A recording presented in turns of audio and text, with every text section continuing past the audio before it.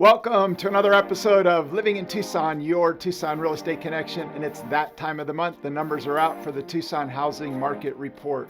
And we're going to go over the Tucson Housing Market Report for January 2025 to see how the market started out the first month of 2025. So let's dive on into what's going on.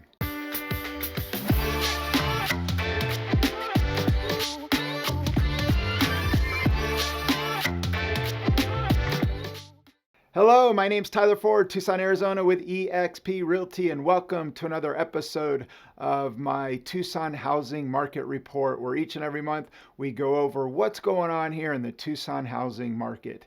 And in terms of Tucson and seasonality, typically the Tucson housing market can start out a little bit slow. January and February, you got the holiday hangovers, and then usually right after the Super Bowl, as we head into the spring, our market really starts to pick up, where March, April, May, June is typically our busiest buying and selling season in terms of unit sales. So we're going to go over how the market started out the first month, January 2025. Before we jump on into the numbers for Tucson and the housing market, I first like to cover mortgage interest rates, so you got a feel as to what's going on with interest rates, which have a huge impact on buyer demand and affordability.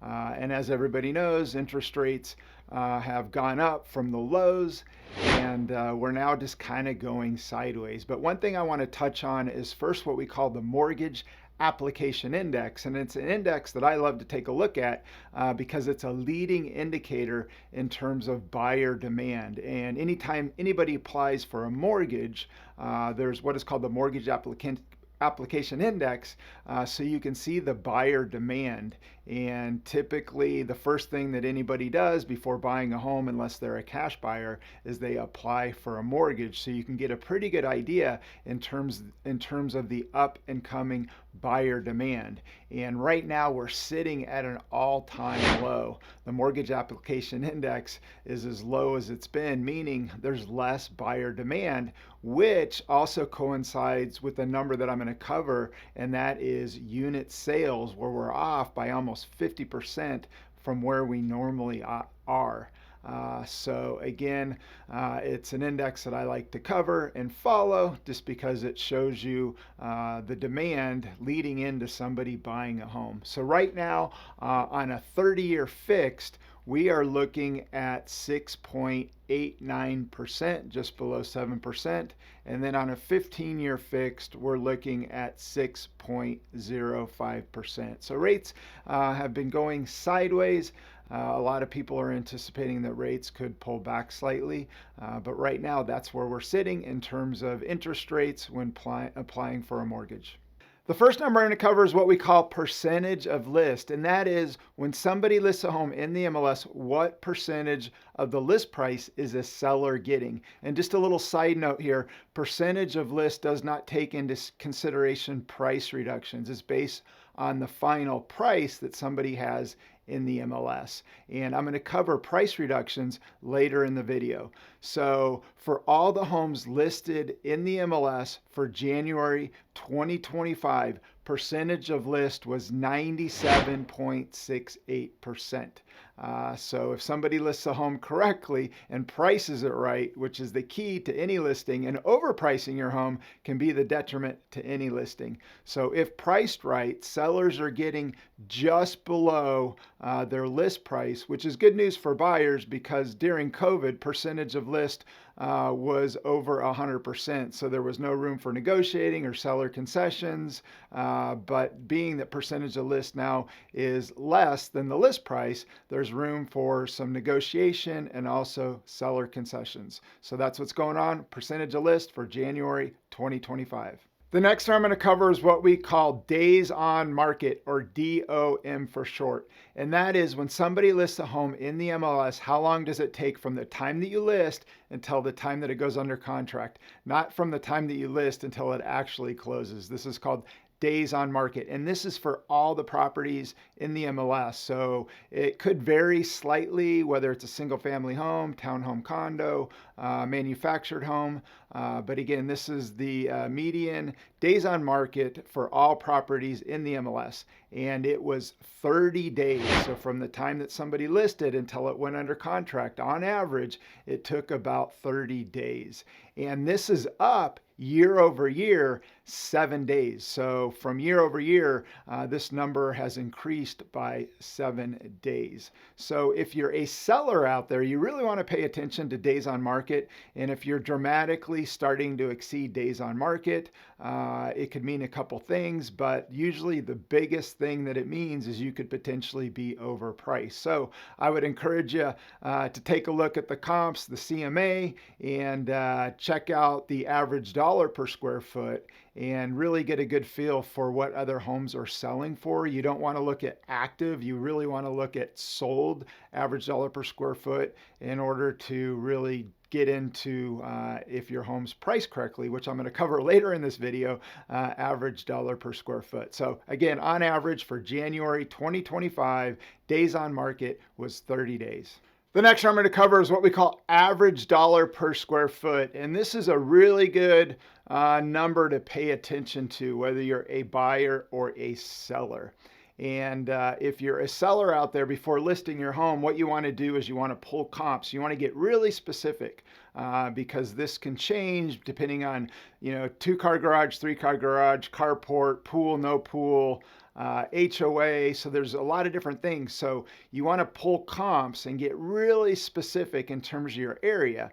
And you're going to see active, pending, and sold. I always like to look at sold, and you're going to get the sold average dollar per square foot. And then you take the square footage of your home and you multiply it times the average dollar per square foot, which will give you a pretty good idea of what the list price should be or what your home would sell for. If you're a buyer out there getting ready to write an offer, what you want to do is you want to pull the comps, look at sold, and then based on the neighborhood that you're buying in, and again, you can get real specific in terms of some of the amenities and features of the home in order to determine the average dollar per square foot sold. And again, you just multiply average dollar per square foot by the square footage to give you a pretty good idea of what that house could potentially sell for.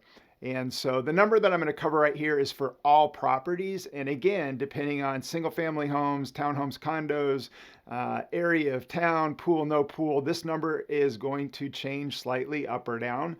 But right now, on average, in the Tucson MLS for January 2025, the average dollar per square foot sold was $229 per square foot. So just keep that in mind.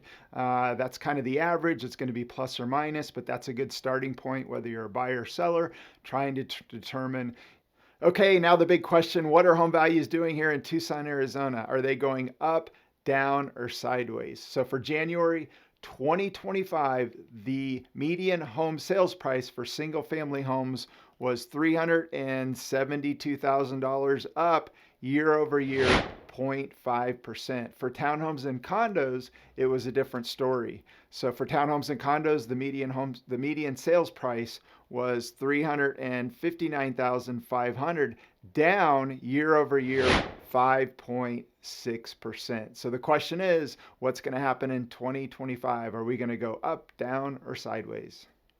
Now let's dive into home inventory, my favorite number, Economics 101, and the leading indicator, in my opinion, in terms of whether home values are going to go up, down, or sideways. But during COVID, we had inventory levels go down dramatically, buyer demand go up, which created double-digit appreciation year over year for a couple years. But the good news for buyers out there, we're more than doubled from the lows of where we were. So home inventory has gone up, and it's giving buyers a lot more options and opportunities out there. So home inventory has definitely gone up, but it's still not at a level where it's going to have a drastic impact on home values. So, in my opinion, we would need to see home inventory levels more than double to really start to see a softening of this market in terms of home prices. So, right now for January 2025, there are currently 2,620 active listings in the MLS for Tucson, Arizona. And if you break them all down, there are 1,987 single family homes, 237 townhomes, 121 mobile homes, 227 condos, and 48 mobile homes. So again, this is a number that I look at on a daily basis and just track home inventory levels. But this, in my opinion, is one of the leading indicators in terms of what's going to happen with home values. So again, I anticipate us being somewhat flat to sideways and home inventory levels fluctuating between maybe 2,500 up to as high as 3,000, and home values going sideways from here. The next number to cover is what we call price reductions. And this is a number that I didn't cover until just recently because the MLS changed some things and gave us access to this data before we didn't have it. But it's really good information to know, especially if you're a seller out there and a buyer, based on days on market, and just to kind of get a feel for what's going on in terms of price reductions to anticipate potentially what you should do. So right now for January 2025, the current active listings in the MLS, 43% of all active listings in the MLS have done a price reduction. And the price reduction that they've done is 5.9%, and they did them at 22 days. So if you're an active listing out there and you haven't done a price reduction, your home has not sold, and it's going beyond 22 days, on average, sellers are reducing by 5.9%. And if you're a buyer out there, pay attention, because if it's been on days on market for longer than 22 days and they haven't done a price reduction, a smart thing to do would be to potentially make an offer about 5.96% less than the list price. But again, you want to look at average dollar per square foot as well. So solds for January 2025, 37% of all sold listings for January 2025 did a price reduction, and they did it by 5.9%. So again, this is really good information for both buyers and sellers, and it's information that I didn't have access to. We do now. So again, good information to take a look at. The last number I'm going to cover is unit sales, and this is the number that's really been jumping out at me lately, and that is just the number of transactions each and every month. And when COVID hit, unit sales dropped off by more than 50%. And we've come up slightly, but again, we're still struggling in terms of unit sales. I think it has everything to do with home affordability, and also sellers are what I call price locked, meaning they've got a 30-year fixed in the high twos, low threes, and they're just not wanting to sell because they don't want to get off that lower interest rate to buy a new home at a higher interest rate. So I think this market that we're in could be a market that we could be in for quite some time. And again, we're just struggling in terms of unit sales. Pre-COVID, we always had probably 1,000 or more transactions each and every month. Even in slow months, we might have dipped below 1,000. But right now, unit sales for January 2025, there are a total of 566 properties sold in the MLS. Year over year, that's down just over 11%. So again, like to see unit sales start to tick up and buyer demand come back. But again, this is a pattern that I think we're going to be locked into for quite some time, unless there's some type of catalyst to create more home affordability for buyers out there, to bring more buyers back into the market. I subscribe to quite a few real estate newsletters and various things out there just to stay on top of the market. And I recently got an email that I found pretty interesting, and that is the average age of first time homebuyers. And it's gone up substantially. And there's a lot of different reasons. People are getting married later, they're having children later. But the big reason I think is just home affordability. It's taking longer for that first time home buyer to be in a financial position to be able to buy a home just because home values have gone up so much and they're needing more money for that down payment. And also their debt to income ratio is higher. So they're just not as willing to dive into this market just because they don't want to be leveraged, which is smart if you're a first time home buyer out there. At the end of the day, if you buy in an FHA or a VA and this market pulls back and you're upside down in your home, that's no fun, and it's going to keep you up at night. So prolonging the buying is not a bad thing if you can't do it financially responsible. But right now, the first time home buyer average age is 38. And if you look at it, it's just been a slow progression increasing to now 38 years old for the first average age of the first time home buyer. For all home buyers, the average age is now 56, which again, based on these charts, you can see the progression. And then repeat home buyers. This is a big one for me because, traditionally, this market works because a first-time home buyer buys a home, they have kids, they get a new job, they're in a different financial position, and then they become a repeat home buyer.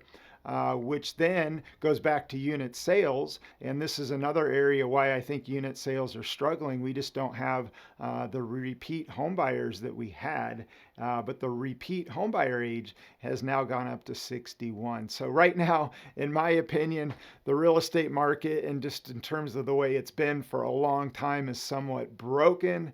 And the question is, how do we get back to home affordability to bring buyers back into the market, decrease the average age of first-time home buyers, and increase unit sales? So that's the question that I've been really trying to wrap my head around. How do we get back to home affordability? Love to get your thoughts, but I just wanted to share. Thought that was pretty interesting.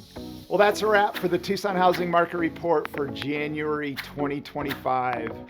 First month of 2025 is in the books, and this market is somewhat flat to sideways. And so the question is, what do you think is going to happen in 2025? Love to get your take in terms of this market. Are we going to go up, down, or sideways?